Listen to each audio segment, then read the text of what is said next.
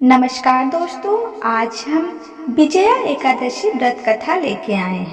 त्रेता युग में भगवान श्री राम जब लंका पर चढ़ाई करने के लिए समुद्र पार करने का उपाय ढूंढ रहे थे, इसी दौरान महर्षि वशिष्ठ के निर्देश पर उन्होंने विजया एकादशी का व्रत किया। इस व्रत के प्रभाव से उन्हें लंका पर विजय प्राप्त हुई और माता सीता को रावण के बंदी गृह से मुक्त कराया। ये तो विजया एकादशी व्रत कथा का एक छोटा सा पार्ट था। चलिए अब हम विजया एकादशी व्रत कथा का विस्तार से श्रवण करते हैं। धर्मराज युधिष्ठिर बोले, हे जनार्दन, फाल्गुन मास के कृष्ण पक्ष की एकादशी का क्या नाम है तथा उसकी विधि क्या है? कृपा करके आप मुझे बताइए। श्री भगवान बोले, हे राजन, फाल्गुन मास के कृष्ण पक्ष की एकादशी का नाम विजया एकादशी है। इसके व्रत के प्रभाव से मनुष्य को विजय प्राप्त होती है।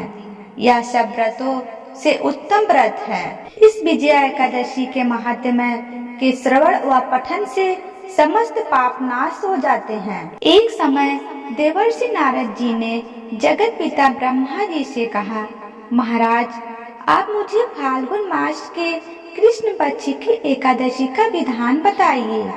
ब्रह्मा जी कहने लगे, हे नारद, विजया एकादशी का व्रत पुराने तथा नए पापों का नाश करने वाला है। इस विजया एकादशी की विधि मैंने आज तक किसी से भी नहीं कही है। यह समस्त मनुष्यों को विजय प्रदान करती है।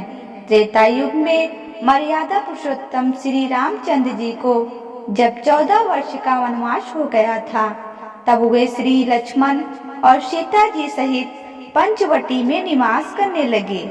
वहां पर दुष्ट रावण ने जब सीता जी का हरण किया, तब इस समाचार से श्री रामचंद्र जी तथा लक्ष्मण अत्यंत व्याकुल हुए और सीता जी की खोज में चल दिए। घूमते घूमते जब वे मरणासन्न जटायु के पास पहुँचे, तो जटायु उन्हें सीता जी का वृतांत सुनाकर स्वर्गलोक चला गया। कुछ आगे जाकर उनकी सुग्रीव से मित्रता हुई और बाली का वध किया। हनुमान जी ने लंका में जाकर सीता जी का पता लगाया और उनसे श्री रामचंद्र जी और सुग्रीव की मित्रता का वर्णन किया।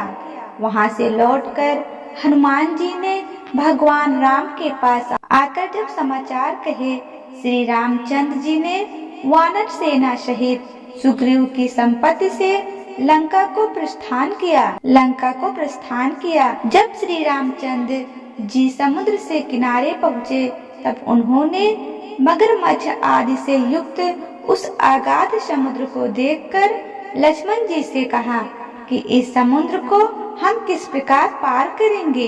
हे पुराण पुरुषोत्तम, आप आदि पुरुष हैं, सब कुछ जानते हैं। यहाँ से आधा योजन दूर पर कुमारी द्वीप में वक्दालभ्य नाम के मुनि रहते हैं। उन्होंने अनेक ब्रह्म देखे हैं। आप उनके पास जाकर इसका उपाय पूछिए। लक्ष्मण जी ने इस प्रकार के वचन सुनकर श्री रामचंद्र जी वक्दालभ्य ऋषि के पास गए और उनको प्रणाम करके बैठ गए। मुनि ने भी उनको मनुष्य रूप धारण किए हुए पुराण पुरुषोत्तम समझकर उनसे पूछा कि हे राम, आपका आना कैसा हुआ? रामचंद्र जी कहने लगे कि हे ऋषि, मैं अपनी सेना सहित यहाँ आया हूँ और राक्षसों को जीतने के लिए लंका जा रहा हूँ।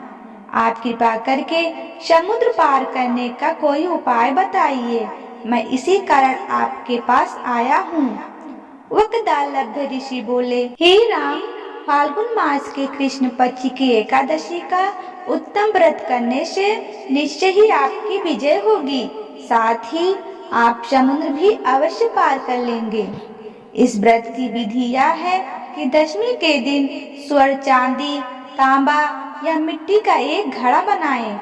उस घड़े को जल से भरकर तथा 5 पल्लव रख उस घड़े के नीचे 7 प्रकार का अनाज और ऊपर जौ रखें। उस पर श्री नारायण भगवान की ईश्वर की मूर्ति स्थापित करें। एकादशी के दिन स्नान आदि से निमित्त होकर धूप, दीप नैवेद्य नारियल आदि से भगवान की पूजन करे। तत्पश्चात घड़े के सामने बैठकर दिन व्यतीत करे और रात्रि को भी उसी प्रकार बैठे रहकर जागरण करे। द्वादशी के दिन नित्य नियम से निवृत्त होकर उस घड़े को ब्राह्मण को दे दे। हे राम, यदि तुम इस व्रत को सेनापतियों सहित करोगे तो तुम्हारी विजय अवश्य होगी। श्री रामचंद्र जी ने ऋषि के कथन अनुसार इस व्रत को किया और उसके प्रभाव से दैत्यों पर विजय पाई। अतः हे राजन, जो कोई मनुष्य विधि पूर्वक इस व्रत को करेगा, दोनों लोकों में उसकी अवश्य विजय होगी। श्री ब्रह्मा जी ने नारद जी से कहा था कि हे पुत्र, जो कोई इस व्रत के महात्म्य को पढ़ता या सुनता है, उसको वाजपेयी यज्ञ का फल प्राप्त होता है। प्रेम से बोलिए श्री नारायण भगवान की जय।